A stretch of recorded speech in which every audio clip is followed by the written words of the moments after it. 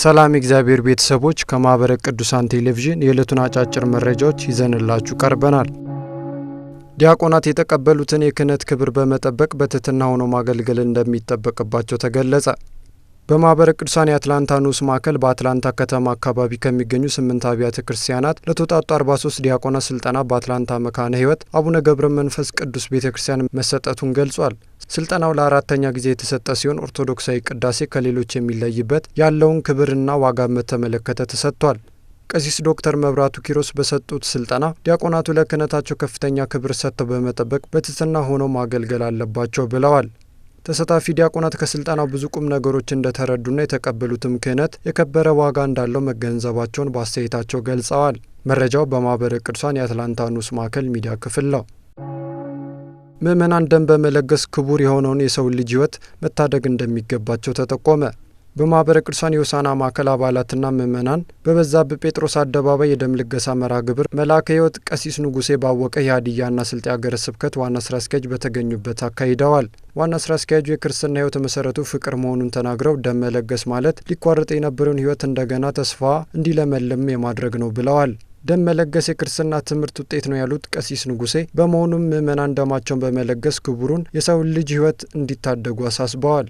ማህበረ ቅዱሳን በማህበራዊ አገልግሎቶች ላይ እየተሳተፈ መሆኑን የገለጹት መምህር መለሰ ደጋጋ የማዕከሉ ዋና ሰብሳቢ በመሆኑም ለመርሃ ግብሩ መሳካት አስተዋጽኦ ላደረጉ አካላት ምስጋናቸውን አቅርበዋል። ደም ልገሳው ማዕከሉ ከብሔራዊ የደም ባንክ ሆሳዕና ቅርንጫፍና ከሀገረ ስብከቱ ሚዲያ ክፍል ጋር በመተባበር የተዘጋጀ ነው። የሆሳዕና ማዕከል መረጃውን ከሀዲያ ቲቪ ጠቅሶ ዘግቧል። በማህበረ ቅዱሳን የሻሸመኔ ማዕከል የአባላት የማትጊያ መርሃ ግብር አከናወነ። በማህበረ ቅዱሳን የሻሸመኔ ማዕከል ህዝብ ግንኙነትና ሚዲያ ክፍል በላከልን መረጃ የማህበረ ቅዱሳን አባላት የማትጊያ መርሃ ግብር ተከናውኗል ብሏል። በመርሃ ግብሩ ላይ ስለ ማህበረ ቅዱሳን ርዕይ ተልእኮ እንዲሁም ስለ አቡነ ጎርጎርዮስ ትምህርት ቤት አመሰራረትና በሌሎች ጉዳዮች ዙሪያ ገለጻ ተደርጓል። ቀሲስ አዲሱ ይርጳሳ ተገኝተው ባስተላለፉት መልእክት የሻሸመኔ ማዕከል ያጋጠሙትን መልካም እድሎች በመጠቀም ከባለድርሻ አካላት ጋር መስራት ይኖርበታል ሲሉ ገልጸዋል። ቀሲስ የዚህ ዓለም ብርሃኑ በበኩላቸው ትምህርት ቤት የሁሉ ነገር መሰረት በመሆኑ ሁላችንም ለአቡነ ጎርጎርዮስ ትምህርት ቤት መከፈት ልንረባረብ ይገባል ብለዋል። የማህበረ ቅዱሳን ዘርፈ ብዙ የሆነውን አገልግሎት ተደራሽነቱን ለማስፋት ሁሉም መረባረብ እንደሚገባው የሻሸመኔ ወረዳ ማዕከል ሰብሳቢ ጠቁመዋል። ሰንበት ትምህርት ቤቶች በተመሰረቱበት ዓላማና መመሪያ ተጠናክረው መቀጠል እንዳለባቸው ተነገረ። አንቀጽ የምስራቅ ጉራጌና ማረቆ ልዩ ወረዳ ሀገረ ስብከት ሚዲያ እንደገለጸው በሀገረ ስብከቱ የሰንበት ትምህርት ቤቶች አንድነት ጠቅላላ ዓመታዊ አንድነት ጉባኤ ያካሂዷል ብለዋል። በጉባኤው በሀገረ ስብከቱና በወረዳ ሰንበት ትምህርት ቤት ክፍሎች የተሰሩ ስራዎች ሪፖርትና የቤተ ክርስቲያን ወቅታዊ ጉዳዮችን ሁኔታን በተመለከተ ዳሰሳ ቀርቧል። ሰንበት ትምህርት ቤቶች ከምስረታቸው ከታሪካዊ አመጣጣቸውና በቅብብሎሽ አሁን በመድረሳቸው መቀጠል እንዳለባቸው በጉባኤ ላይ ተመላክቷል። በዚህ ዓመት የ12ኛ ክፍል ብሔራዊ ፈተና ለሚወስዱ ተማሪዎች የስነ ልቦና ዝግጅት ስልጠና ተሰጠ።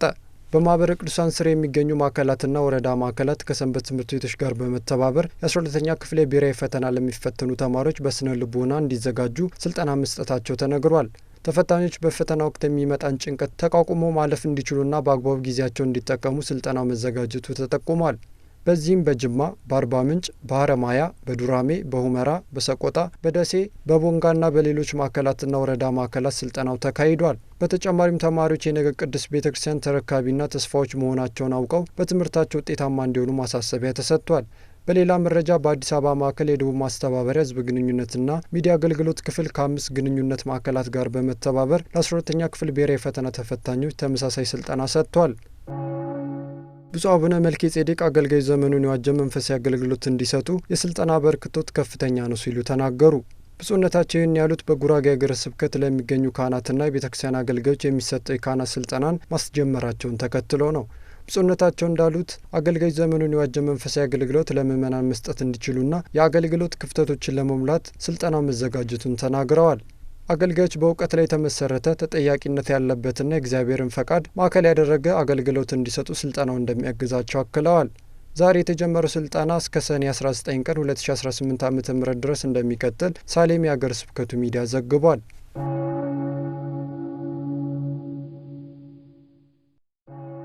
ሰላም እግዚአብሔር ከሁላችን ጋር ይሁን። የዕለቱ አጫጭር መረጃዎች የእስካሁኖቹ ነበሩ።